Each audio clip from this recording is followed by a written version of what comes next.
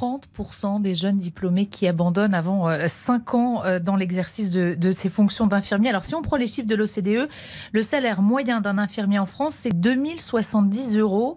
On est à 2383 € en Allemagne et 2600 en Espagne. Alors c'est toujours difficile de comparer, Juan José, mais chez vous, un infirmier gagne 29% de plus que le salaire moyen. Et chez nous, ici en France, il est 6% en dessous du salaire moyen.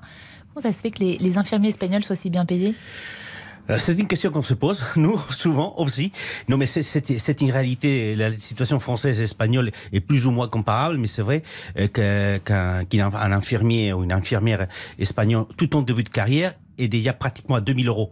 Et là, vous avez donné une moyenne. Mais nous ça commence à 1500 € à peu près. Voilà, donc nous, à peu près 45% des infirmiers se trouvent autour des 2000 €. Donc vous voyez effectivement, l'augmentation est quand même assez importante. Déjà, parce que il y a quelque chose de très particulier, c'est que le système sanitaire espagnol n'est pas centralisé par le ministère de la Santé. Ce sont les gouvernements régionaux qui gèrent la santé, qui gèrent les hôpitaux publics et qui donc établissent les salaires des infirmiers, des médecins et du personnel de façon générale. Donc ça aide aussi à augmenter. Ça peut faire une concurrence entre régions. Il y a une petite concurrence. Vous pouvez passer de la Catalogne à Valence parce que vous gagnez un peu plus, ou de Valence à Madrid parce que vous gagnez un peu plus. Et puis c'est vrai que les conditions de travail, elles sont aussi dures en France qu'en Espagne. Les salaires sont plus importants, mais après par contre il y a une reconnaissance importante des Espagnols par rapport au métier d'infirmier ou infirmière. Et ça compte aussi.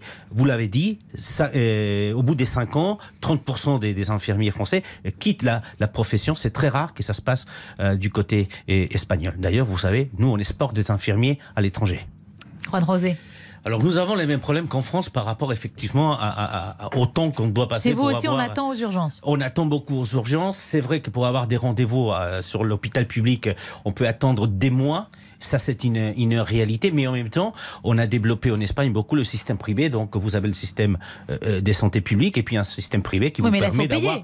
Oui, mais pas beaucoup. Ce qui est une grosse différence peut-être par rapport à la France. Il y a le système des mutuelles, donc ça passe assez vite. Par contre, ce que nous avons fait, et qu'en France ça n'existait pas, c'est qu'on a rapproché très près de la population les médecins et les infirmières. Dans tous les quartiers, vous avez un centre de santé où vous pouvez aller, effectivement, avoir un rendez-vous avec un médecin et une infirmière, et où vous ne payez pas.